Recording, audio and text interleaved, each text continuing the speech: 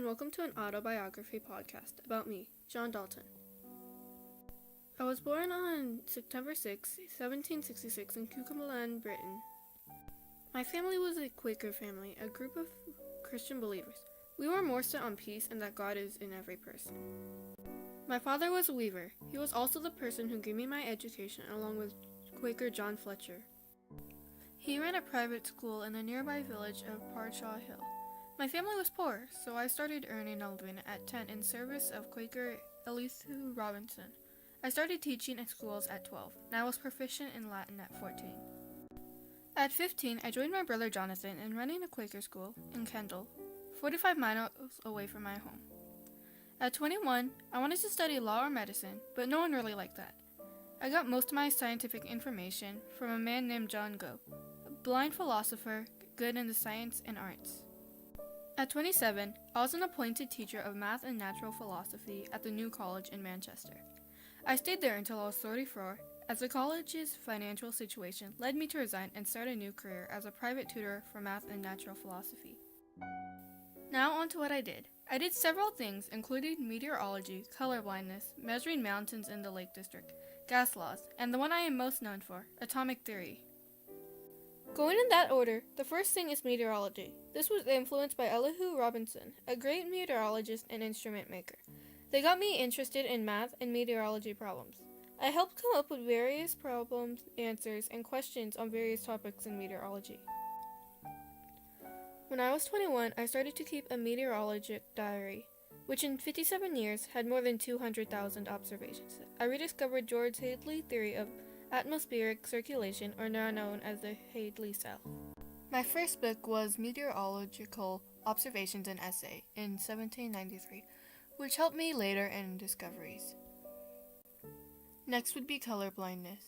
When I was 28, after my arrival in Manchester, I was elected as a member of the Manchester Literary and Philosophical Society. In a few weeks, I showed extraordinary facts relating to the vision of color.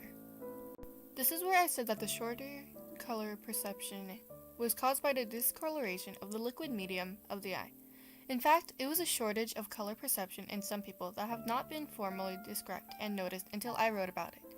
Me and my brother were colorblind, so I noticed it was hereditary.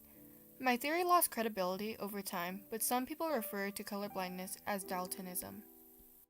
I stayed in the Lake District, where my studies led me to climb a lot. The only way before weather balloons and aeroplanes to get temperature and humidity was to climb. For this one, I mostly only made maps. In 1801, I presented a series called Experimental Essays on mixed gases. These were about the pressure of steam and other vapors at different temperatures, in both vacuum and air, evaporation, and thermal expansion. These were published in the Memoirs of the Lit and Phil, 1802. Now, atomic theory, where I wrote 5 main points.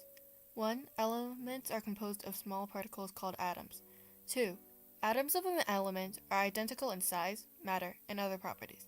Atoms of different elements differ in size, mass, and other properties. 3. Elements cannot be subdivided, created, or destroyed. 4. Elements of different elements combine in simple whole number ratios to form chemical compounds. And 5. In chemical reactions, atoms are combined, separated, or rearranged. I also said another rule of great simplicity. When atoms are combined in only one ratio, it must be presumed to be a binary one, unless if something happens to the contradictory. I was a big figure in public life as well, yet I was never married and I had few friends. In 1837, I suffered a minor stroke, and a second one left me with speech impairment, yet I could still do experiments. Another happened in May 1844, and I died on July 27, 1844. This happened in Manchester by me falling off my bed. My body was laid in the Manchester Town Hall for more than 4 days, and more than 40,000 people attended. All in all, I lived a long and good life and contributed to many things.